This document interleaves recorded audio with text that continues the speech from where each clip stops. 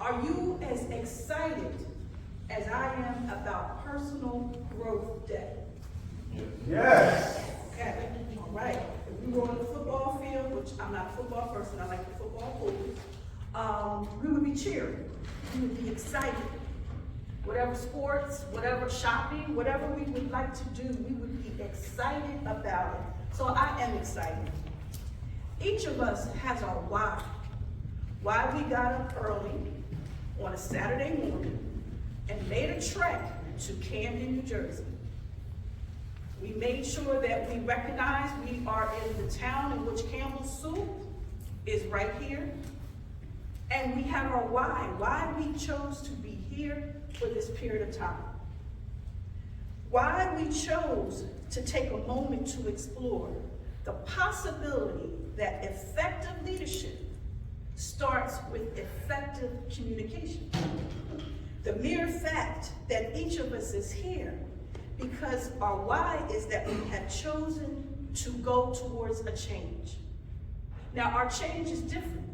Our reason of our why is different. We may want to grow our business. We want to be future leaders. We want to be past leaders, past grandmasters, but still be effective leaders because we have to bring up the others. Does that make sense? That could be our why. So for me, my why started with one mastermind class. I get an email from a certain individual that says, would you be interested in a mastermind class? Said, see, we're doing COVID. And I'm like, are we going to wear masks? Yes. Where are we going to be? We're going to be at a lodge. And what is the book? The 21 Irrefutable Laws of Leadership. And so why are we here? So for my why was, okay, I'll take a class. We're not in meetings. We're not doing our regular Masonic things. So I attended that class. In one class, an individual looked at me and said, what do you want to do after this? What is your change? Where he saw a spark. And what the spark was, that a long time ago, I had an interest in training. I had an interest in coaching. I had an interest in empowerment. That when we make mistakes, we can learn from our mistakes through effective leadership. That when an organization is going downward, effective leadership can allow it to go up. That was my why. So it allowed me to invest in myself. Personal growth is about change with yourself, investing in yourself. Why? Because your organization depends on it. Your church depends on it. Your family depends on it. And that was my why. And so it would allow me to perform a shift in my life in which I would grow towards getting the skill sets to become a coach. So he told me about a place in which I could be certified, did that check, which allowed me to then now be part of another coaching class, which will allow me to be an effective coach. That is my why. It doesn't have to be that you're going to be a leader. You could be, in this case, you could be the chairperson of your job. You could be leading or supervising your job. The skill sets that we learn today are the skill sets that will transcend to other areas. So that is my why. Think about your why. So as you get out your piece of paper, I know the email said get your pen, make sure that you are prepared for learning about effective leadership, about effective communication. So in everything, a fire, there has to be a match. There has to be something that chemically starts the spark. So for me, it was a coach who we know as Michael Anthony Wiggins, this is government name, but we affectionately call Coach Mike, who is a part of, I want to make sure I get this right, because this is important, Progressive Traditions, Leadership, and Coaching. And I'm going to say that again, that title matters. Progressive Traditions, Leadership, and Coaching. He has a passion for teaching. He has a passion for building better leaders. He has a passion for raising the living. And if you're sure, I've read the John Maxwell book, you know about the law of the living. and he will challenge you to become better. So get ready for a change and welcome Coach Mike Williams.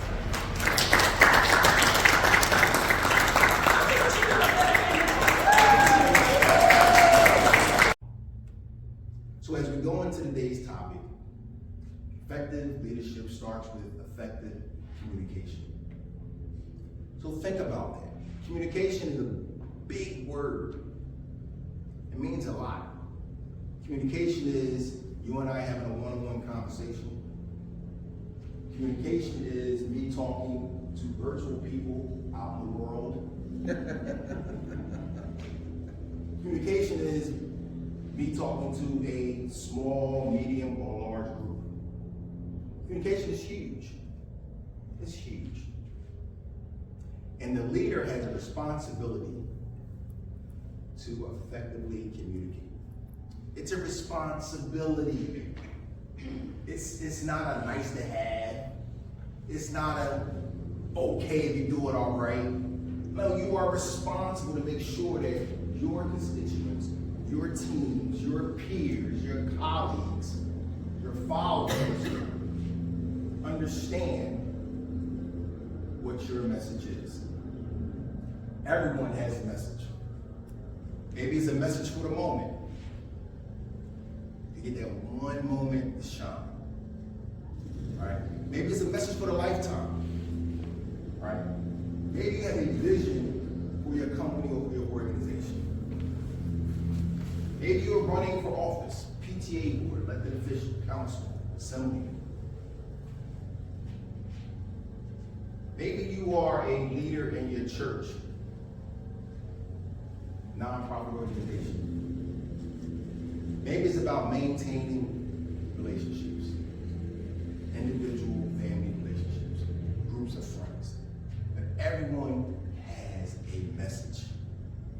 In order to get your message out appropriately, communication is the catalyst. So we're going to talk for the next few minutes about effective communication, how that impacts and how that's so relevant to being an effective leader. Warren Buffett, everybody knows Warren Buffett, right? Billionaire, businessman. Quote, one way to become worth 50% more than you are now, at least, is to hone in your communication skills, both written and verbal.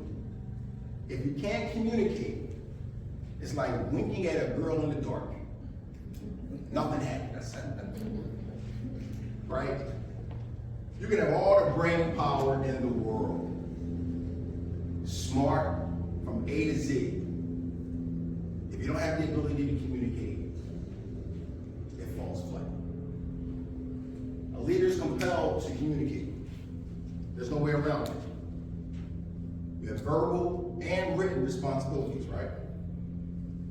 So, public speaking, which is something that everyone has a fear of, right? I define public speaking as anytime I'm talking to two or more people at the same time. That's public speaking, right? Let's just dumb it down. You don't need 1,000 people. Public speaking is when you're talking to two people or more at the same time. Jerry Seinfeld, I know Jerry Seinfeld, a comic. He get a joke, you know, he's a comic. Right, so it's a joke, so let's put this in perspective. He said the number one fear that people have is public speaking. I see some head nodding. What do you think number 2 was? Death. Death. So that means if you at the funeral, you'd rather give in the casket than give in the eulogy. That's ridiculous. Again, that's Jerry Seinfeld. I'm not going home now, right? But the reality of it is 74% of the people have public speaking anxiety, some form of public speaking anxiety. 3/4 of the people don't like it. They get nervous, they get jittery, they sweat, they panic, or they just shy away from it altogether and they just don't do it. But sometimes you're forced into the role. I've been forced into the role of public speaking. Now, I don't know if I qualify for that 74%, But I think all of us, even the good ones, even the great ones, have a little bit of anxiety. Before you get up in front of people, looking at the eyeballs, they're looking back at you, and you just say, wow, do I look crazy? Is my tie straight? Do I got spit in the corner of my mouth? You know what I mean? Am I okay? My shoes look okay? Like, you're self-conscious, like public speaking brings out the worst fears that you can possibly have. Can you remember the very first time that you had to do a public speech? The very first time.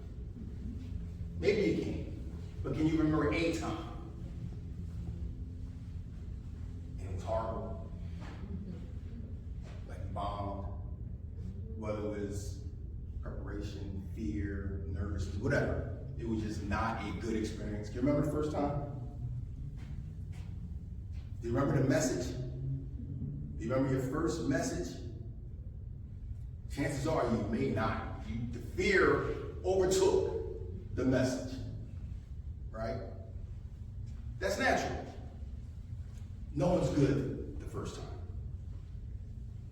Public speaking is actually something that you can become good at. Even in your fears, you have an opportunity to excel and progress and to grow. Whether you want to lead a business team, teach a class, sell a product, earn a degree, get a job promotion, etc., etc., etc. Your ability to communicate is going to always be your number one asset. It's going to always be your number one asset. Effective leadership starts with effective communication. So, leadership communication is broken down into 5 categories. Are you scrolling? Sidebar, I can still see the home page. 5 categories. Who says it? What is said? How is it said? When it is said, and why it is said. 5 categories when we talk about effective communication. This morning, we're going to talk about the first 2. Who says it, and what is said. So who says it? In this passage, we're going to talk about the law of credibility. The law of credibility. Your most effective message is the one that you live. Your most effective message is the one that you live. Think about that. Think about that. I have a dream. Remember that famous speech by Martin Luther King Jr.? What if that speech was delivered same day, same place, same time by the segregationist governor George Wallace? What if Governor Wallace delivered the I Have a Dream speech? Can you imagine? I'd be scared. You'd be scared, right? This doesn't add up, doesn't compute, doesn't sit well with you, right? What about the Gettysburg Address? Right? Abraham Lincoln, how many had to memorize the Gettysburg Address when you were in school? 407 years ago, forefather, go forth, yada, yada, yada, yada. Well, what if that famous speech was delivered by Jefferson Davis, the Confederate president? Doesn't compute, right? Your best message is the message that you live. That message, those messages would not have correlated with those particular individuals. Now, I want you to think back and describe a time in your mind where you heard someone speak, and because of who they were, you totally dismissed their message. You probably don't have to think that far back. Maybe a week or 2. depending upon what circles you interact in, when a person I got up there to speak, their message, and what you know about the individual, this doesn't connect, right? We're talking about effective leadership starts with effective communication, right? It's strike one, right? Your best message is the message that you live. The message falls flat, is disregarded, and ultimately you're going to forget. Because it left no impression upon you at all, other than anger and frustration, maybe, right? This law is not the end-all be-all. However, it is the basis for your ability to connect. Your credibility is what allows you to connect as a communicator. It's about your credibility. Who you are as a person, your credibility says everything about you. Authenticity doesn't automatically guarantee success, but inauthenticity guarantees failure.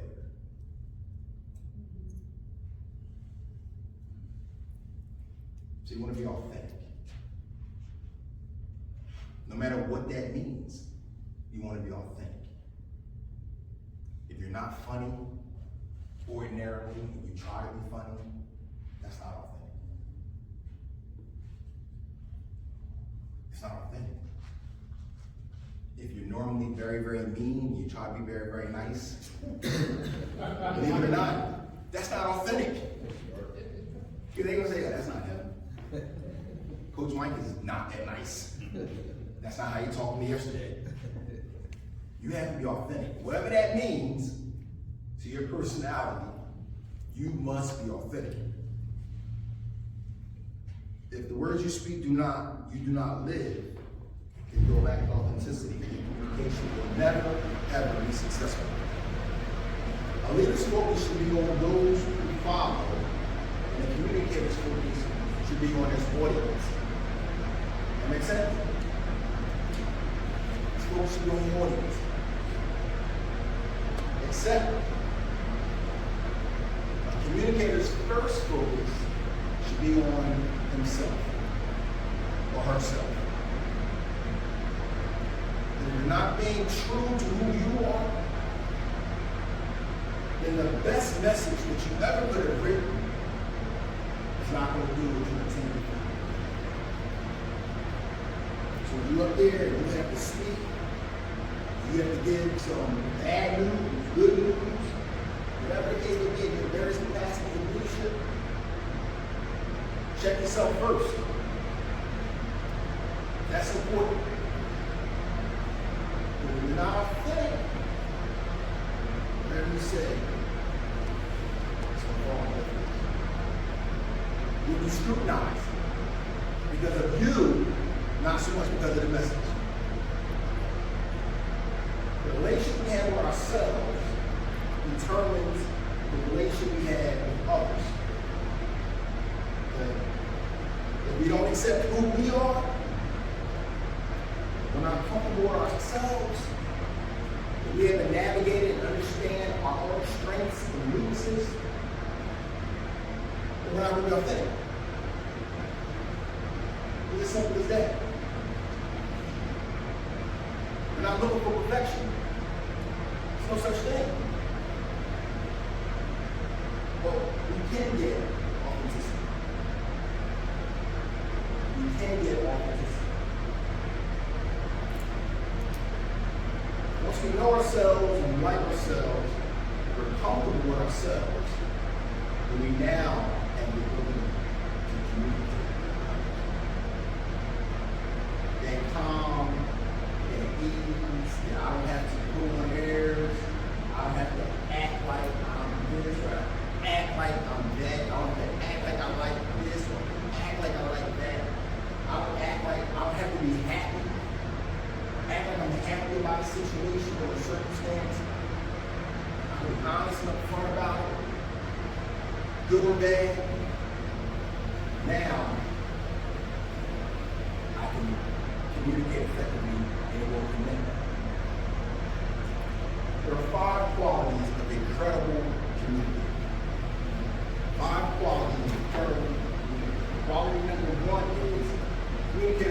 be transparent.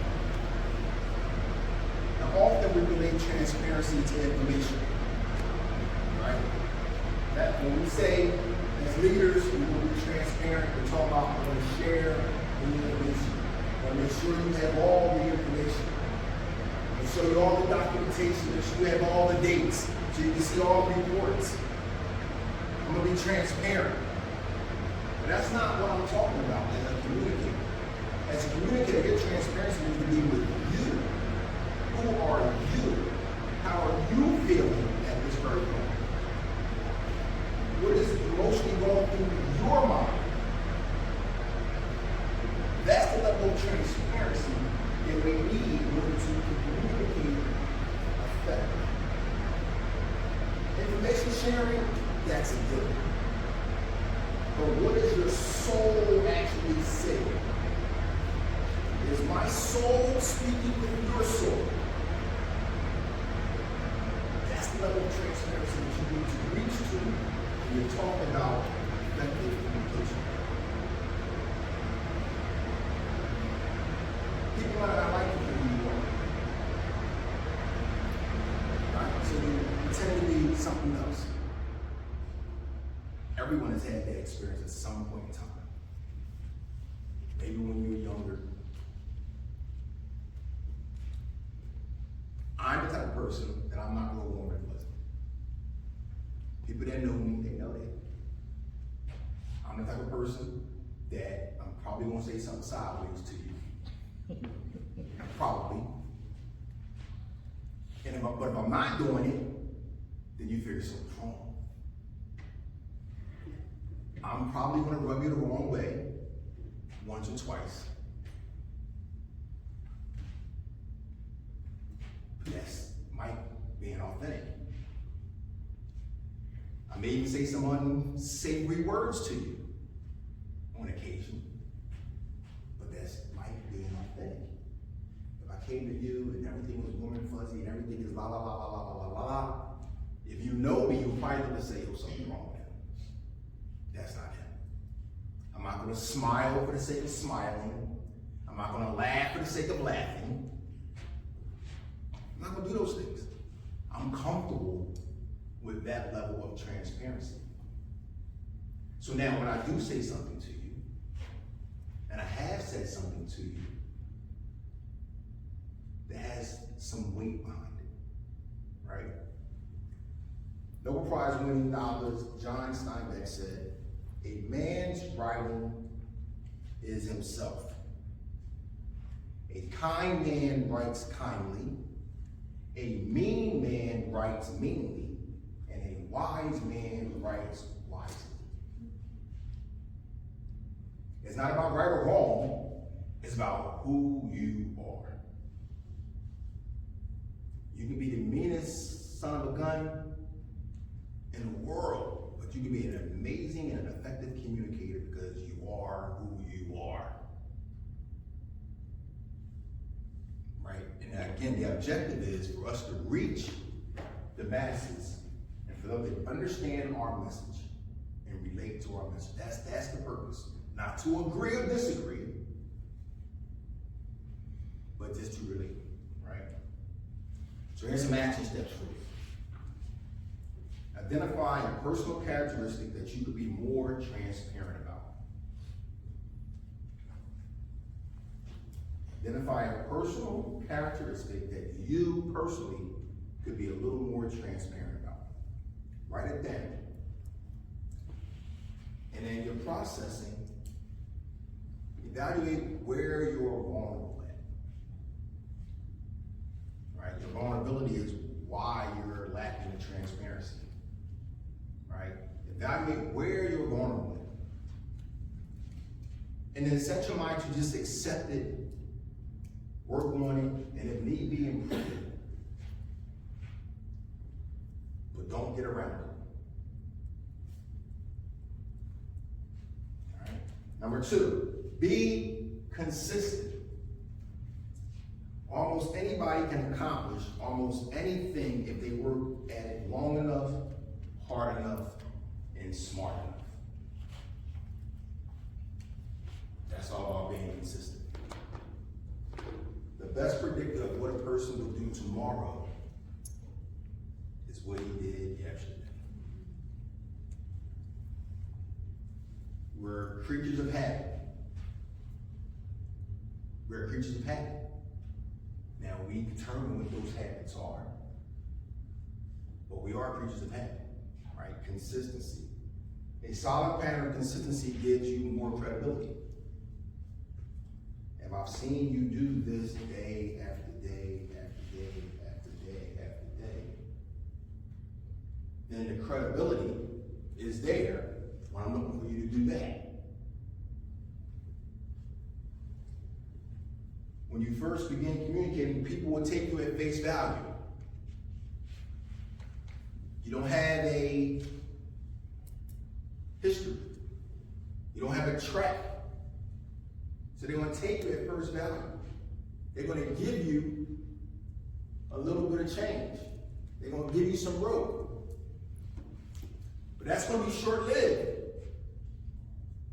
At some point in time, you want to show and prove and show that you're going to be consistent in whatever it is that you're obliged to do. What you do repeatedly tell others things about you. Are you communicating one thing, but then demonstrating something else?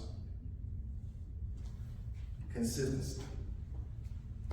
There's nothing easier than saying words. There's nothing harder than living those words out day after day. Talk is cheap. Talk is cheap. If you get good advice but set a bad example, then you will lose your audience because they're going to be confused. All of us have sat in a room in front of a leader and have been confused. They said this, he said that, she said this. But I'm confused. Because that's in your mind, you're saying the track record of consistency simply doesn't add up. It's lip service, right? So some action steps. Identify a task you need to be more consistent with. Identify a task you need to be more consistent with. How will you accomplish that task? By setting up small goals in order to show that you can be consistent. Again, we're talking about effective leadership starts with effective communication. Everyone in here is a leader in some capacity. We all have an opportunity to improve, right? Personal growth is ongoing. You don't stop growing until you die, right? Number 3, be a good example. Be a good example. Have you ever been working on borrowed material? I can speak from personal, I have. We all have. We've all delivered someone else's material. We've all lived by someone else's guidelines. We've all followed someone else's recommendations. We've all told others to follow someone else's recommendations, right? It's natural. It happens, right? The goal is to verify what you say and do through your own experiences. That's the goal. We're talking about establishing the law of credibility. You're credible when you are the example. Be the example. That shows your credibility. Doesn't say point to the example. Doesn't say tell me about the example. Doesn't say here read about the example. You are to be the example. That's going to help you establish your credibility. Parents, everyone here is a parent. almost? Have you said to anyone, not even as a child, but in an organization and leadership, do as I say, not as I do? Now, maybe you haven't said it, but you probably demonstrated it. I know I have. And don't worry about what I do, just do what I say. I've done it. And I'll probably do it again. It's easy. It's a cop-out. It's easy. But again, we're talking about communication. If I'm communicating that way consistently, then what does that do for my credibility? It's trash. Right? So we don't want to practice the do as I say, not as I do. We don't want to practice that. That doesn't work. Be the example is practicing what you preach. And when you do that, it gives you greater conviction when you communicate. Can you remember a time when you had to get up and say something? Now, that didn't have to be huge, didn't have to be big, didn't have to be in front of a large crowd, might have been in a small meeting. But whatever you had to say was burning in your heart so strong, that conviction was so deep, like that conviction, like, yo, I gotta say this, and you're gonna listen. And what happened? They listened. Because your conviction gave you the credibility to communicate. Conviction. There's a story of Mahatma Gandhi, right? We all know Gandhi, right? Know of him. Didn't know of him. A mother brought her son to him and said, Gandhi, can you please tell my son to stop eating sugar? So he said to her, come back in 3 days. So she leaves. 3 days later, she come back. God, can you tell my son to stop eating sugar? He said, son, stop eating sugar. So she says, well, how come you couldn't just say that 3 days ago? Well, 3 days ago, I had not stopped eating sugar myself. So I didn't have the conviction to tell him what to do if I had. Conviction, credibility. Be the example, right? We've all told somebody to do something that we haven't done. We've all done it, right? That story illustrates that being an example brings credibility to one's word. How am I gonna tell you to stop eating sugar and I'm eating sugar? And the kid went, wait, you eat sugar, you suck on a lollipop. What you wanna tell me I can't have? You have no credibility, right? Ralph Waldo Emerson said, what you are stands over you and thunders so that I cannot hear what you say to the contrary. What you are stands over you and thunders so that I cannot hear what you say to the contrary. So I'm only watching your actions.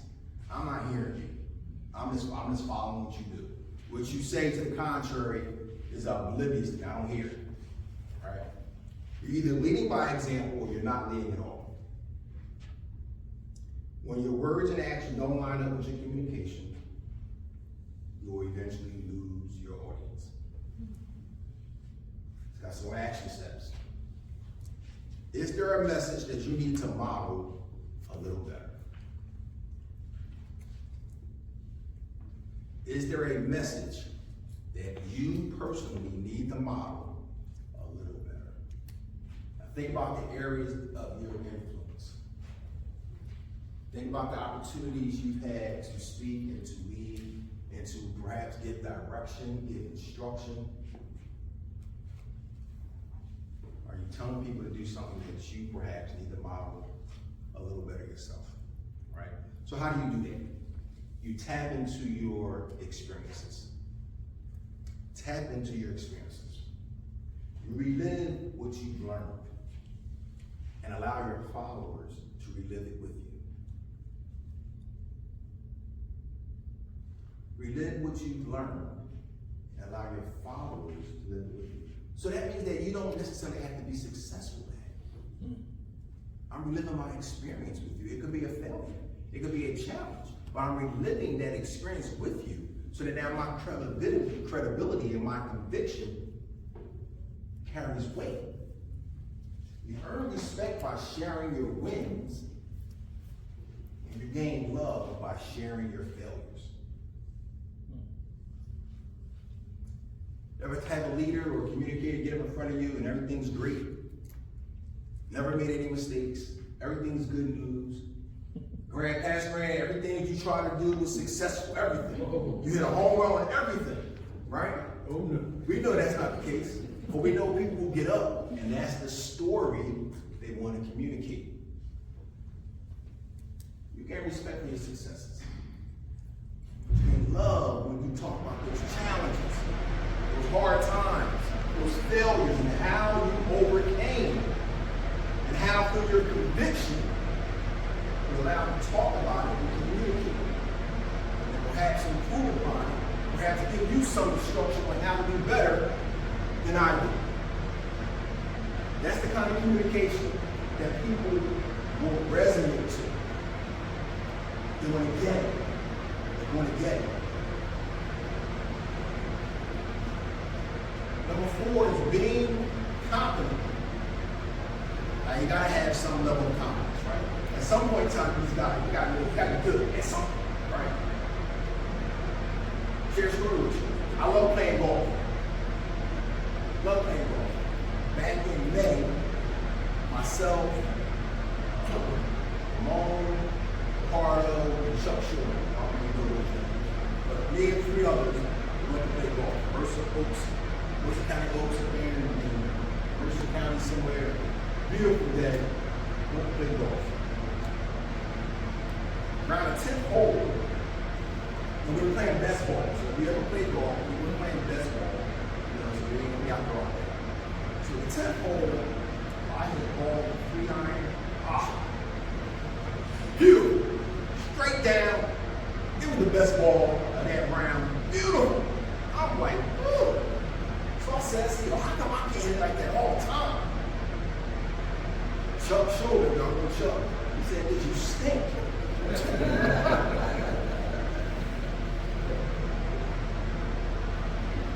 Why am I telling that story? This is right. I stink. I'm not confident at playing golf. I have no confidence in it. He's absolutely correct. So why that important? Because I'm not up here talking to you about playing golf. I don't talk about music. I don't talk about science. I don't talk about technology. I'm not a social media expert. I don't talk about those things. I'm not confident in any of those things. No one is going to want to hear me talk about those things because I have no confidence. What do I talk about? I talk about leadership. I talk about growth. I talk about Freemasonry. I talk about fraternity. I talk about nonprofits. Coaching, youth development, those are things that have a sense of accomplishment. So when you're communicating, you need to be confident about the subject you're talking about, what you're communicating about. Now, I'm not only talking about speaking in language like this. I'm talking about written communication. I'm talking about communication with your team. I'm talking about everything that you have to get in front of somebody with. You need to have a sense of competency about it. On set, we're definitely working towards gaining it. Otherwise, your credibility is going to be short-lived. So when you're at work, your group, you may not be confident in the beginning. And they may have to listen to you anyway, right? We'll talk about that later. But you need to be working on it. You got a short change. You got a short leash. After a while, they will tune you out because this person has no idea what he's talking about. You can't tell me how to do X, Y, and Z. You can't tell me how to play ball. You can't tell me how to set up this technology. A bit of transparency. I'm working between the camera here, and I'm over here trying to be loud with people on Zoom. See? Y'all don't know that, but I'm being transparent. She's telling me to talk louder, and he's telling me to stay straight. I'm not confident about those things, so I gotta follow directions. Right? Let's do this. Amen. Are you faking it till you make it? Now, I've been around long enough to have heard several times that that is what you're supposed to do. How many of you have heard that? You're supposed to fake it till you make it. I don't necessarily agree with that anymore. Effective leadership starts with effective communication. The leader's primary responsibility is to communicate. That is his number one responsibility. If he does that well, then everything else kind of falls in place. How are you going to do that if you're constantly faking it till you make it? All right. The communicator's words has weight. It has weight. So instead of faking it till you make it, ask yourself, where have you been successful at?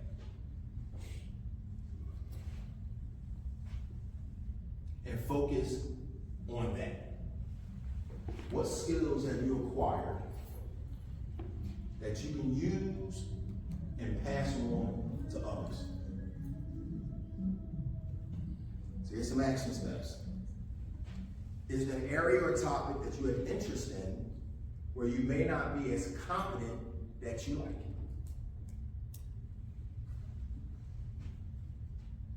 Because face it, sometimes we're put into positions of leadership, and for whatever reason, we're ill prepared. It happens. It happens. You're not ready. You're not qualified. You're not prepared. Whatever. And so often, our leadership allows that to be an excuse for mediocrity and failure. When in reality, you were placed there to do a job. You were placed there to lead. And doggone it, I expect you to do it. In some cases, I'm paying you to do it. I'm giving up my time, my service. I expect you to be confident. Maybe you were dealt a rough deck of cards. So what? Be confident. Maybe you got there too fast. So what? Be confident. Maybe you didn't ask for it. You just happened to show up at the meeting. It was the only body there. So what? Be confident. Be confident. The 21 Laws of Leadership, the reddish colored book on my right, my left, your right, that book. The Law of the Lid. It speaks to a leader's ability to excel is based on the level of his lid. And his lid symbolizes his knowledge, his information, his skill set. Those things that would ultimately make him confident. If you find yourself in a situation where your lid is low or closed, it is your responsibility to do whatever it takes to increase it. That is your responsibility. Increase your knowledge. Get with well-informed individuals. Close those gaps so that you can become confident as soon as possible. Because only then will your communication be effective. Until that time, you are on borrowed time, literally. Because you may be talking, but they're not listening. You may be leading, but they're not following. your confidence level is not where it needs to be. Number 5, be trustworthy. Be trustworthy. Now that seems like an obvious, like, it's supposed to be trustworthy, right? But trust comes from a series of good decisions, right? Trust is something that I perceive of you. I perceive you to be trustworthy, right? It's the foundation of leadership. Trust is the glue that holds any organization together. Leaders cannot repeatedly break the trust of people and expect to continue to influence them. Doesn't happen. There are 3 questions that every person asks of their leader. 3 questions. Think about this. Number 1, do you care for me? Do you care for me? Number 2, can you help me? Can you help me? And number 3, can I trust you? Those are the 3 questions that every person asks of their leader. Now, you may not come out and at the meeting, the one-on-one or the board meeting, and you ask them that. You might not do that literally, but in your mind, that's what you're contemplating. Do you care about me? Can you help me? And can I trust you? Being trustworthy is an issue of character. Good character and leadership go hand in hand. One hand washes the other.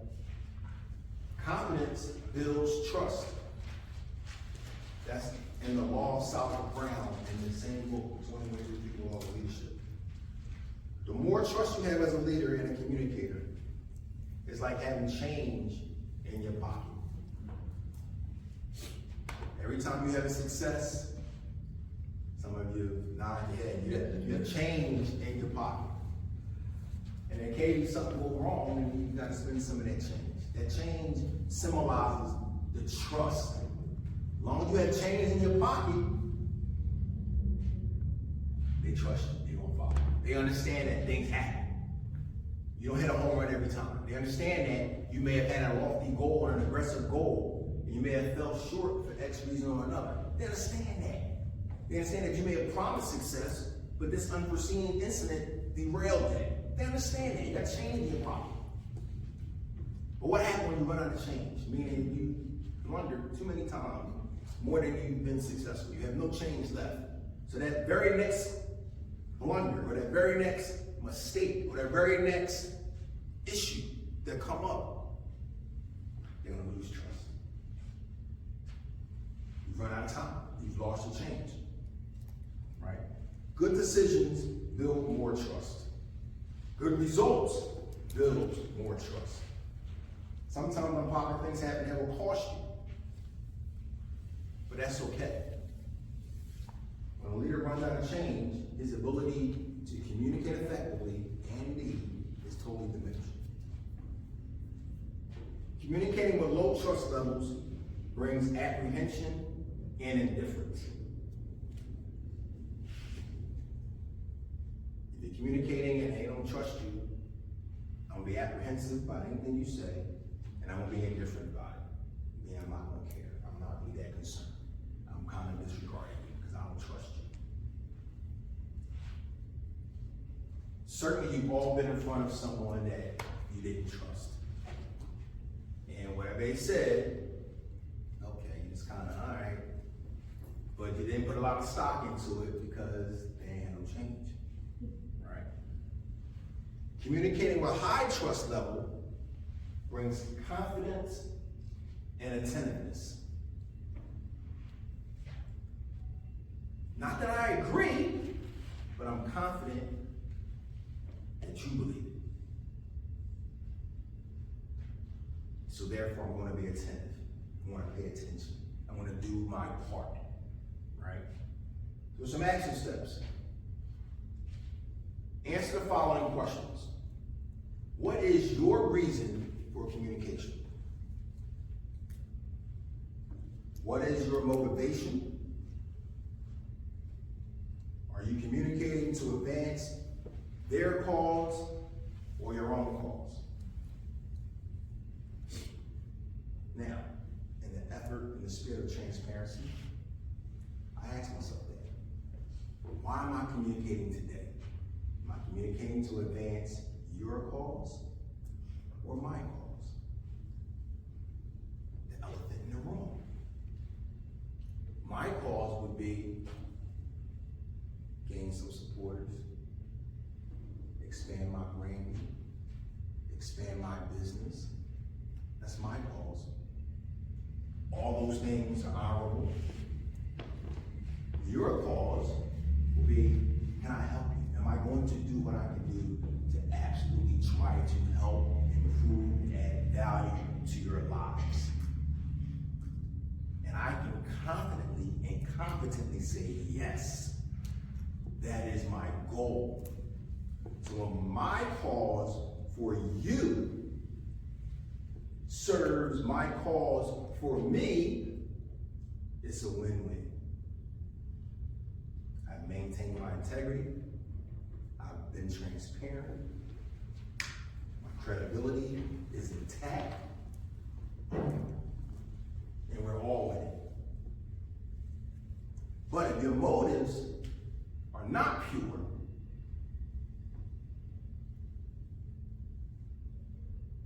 then your followers, your audience, the listeners will sense it.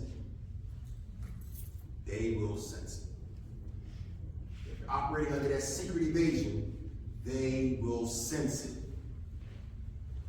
And your communication effectiveness will diminish. Will diminish. Does that make sense? Yes. Yes. All right. Why do people listen and respond to your communication? Like, there's 5 reasons that people will listen and respond to your communication.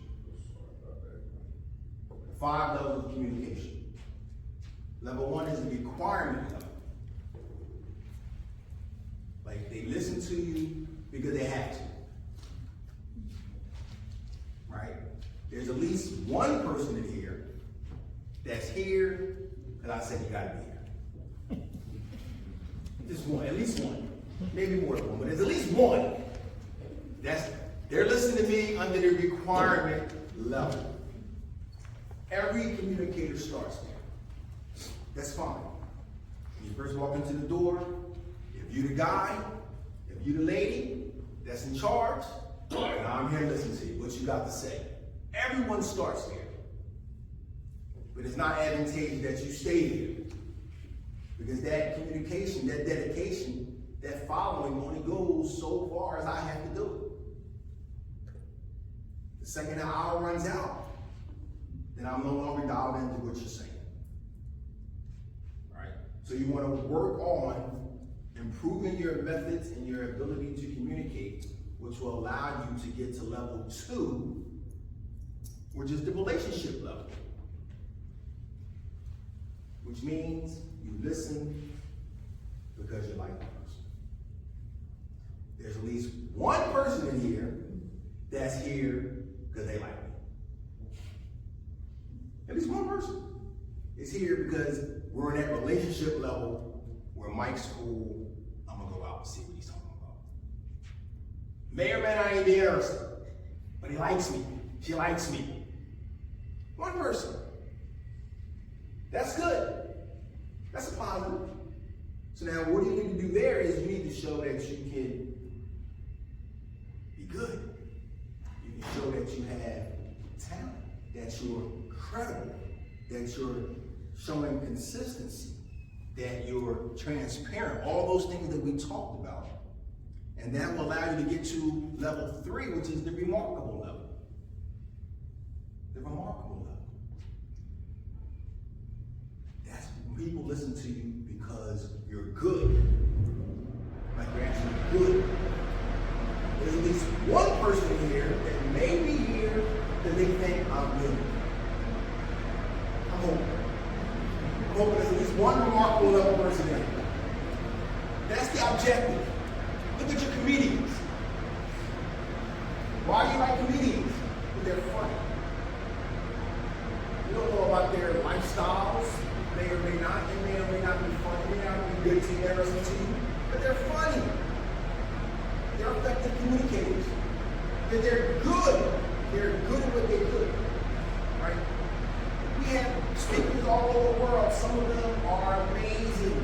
They have an amazing talent and put words together, poetry and these rhymes. And they're awesome. They're good.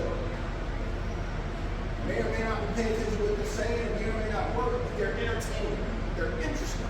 They're good. That's the remarkable level, right? You stand out.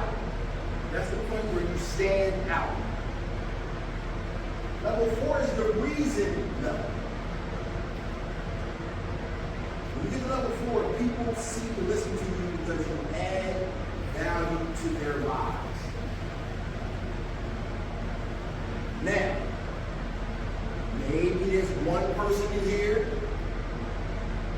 today because in their mind, I reached the reason level because they see where I've added value to their lives.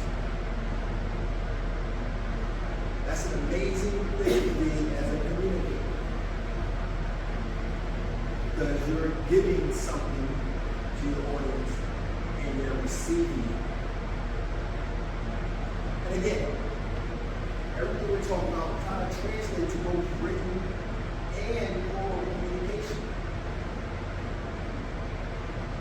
Some people have an amazing gift of writing.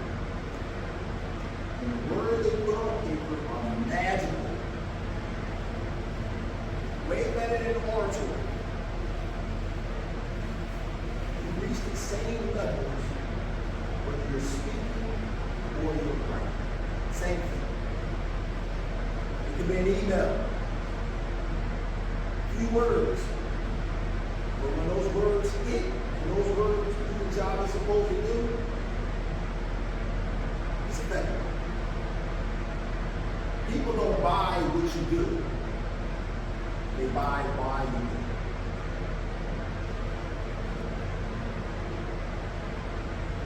Why am I here today? We'll talk about that in a minute. Maybe that's reason enough for you to want to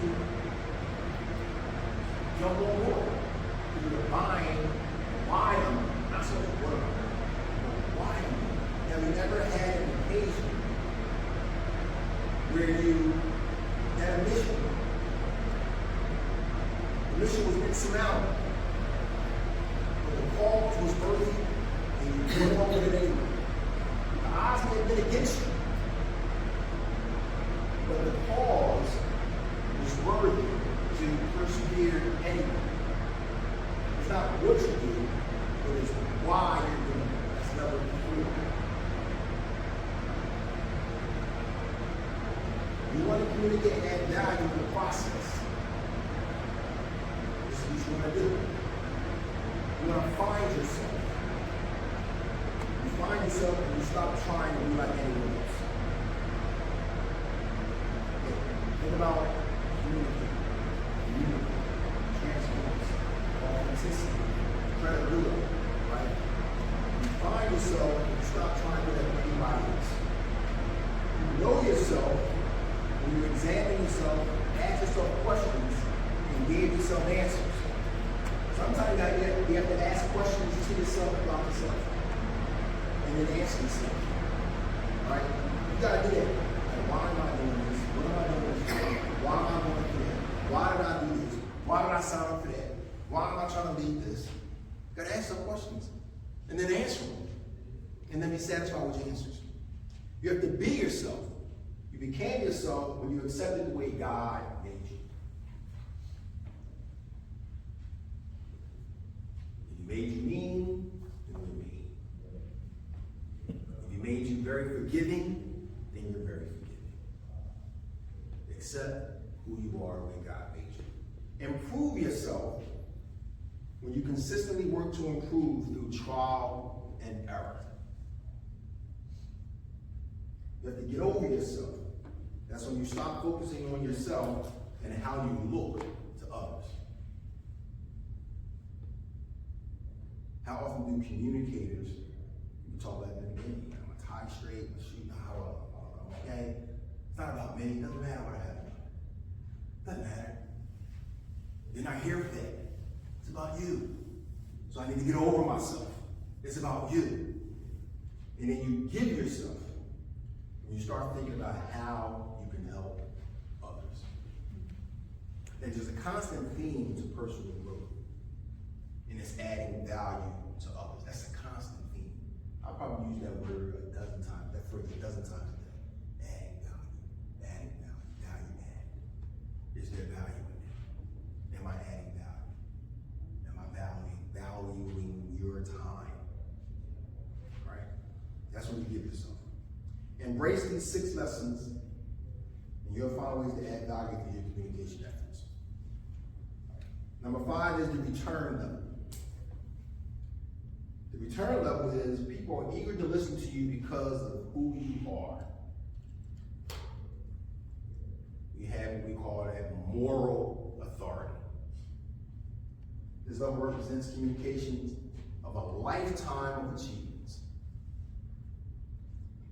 Those achievements included adding value to others and created an extraordinary return on his or her investment. So there's a story about Sir Charles Laughton. He's a famous poetry reader and literary truth teller, and he told a story one time at his home in London, England, Christmas time. And they had a habit of, after dinner, they would all have a family gathering and do some type of event. This particular time, they all decided that they would tell a passage or recite a passage or something that gave them the spirit of Christmas. So each one stood up and they read something, recited something that told, kind of spoke to Christmas for them. He, on his turn, got up and read the 23rd Psalm.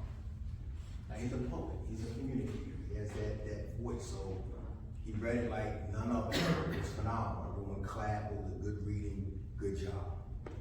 So as they came towards the end, they realized that an old aunt was sitting in the back of the room and nodded off and fell asleep.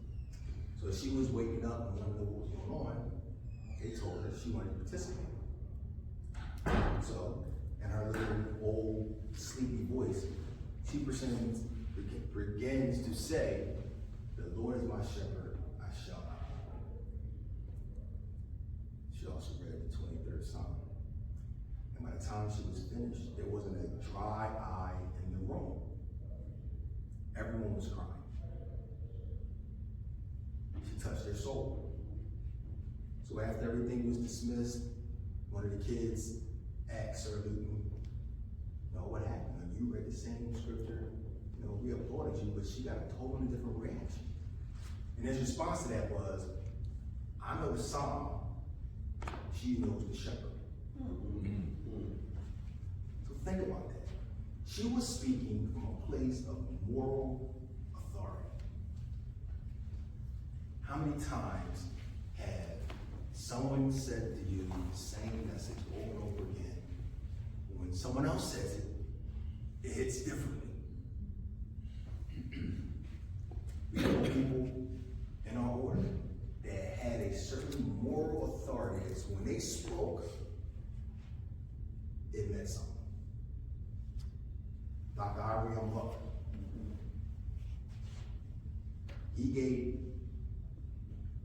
other people gave me some direction on what I should do. I'm going back some years now. And I didn't want to follow. I didn't believe it. It didn't make sense. Someone said, go talk to Buck. Had a conversation with Buck. Buck told me the same exact thing. And I listened. He had, in my opinion, that moral authority from years and years of service, years and years of adding value to people's lives. He spoke to me in a way that I received it because he was higher than anyone else. He was a level 5 communicator because he had the moral authority. name comes to mind is Arthur R. Crawford. Moral authority.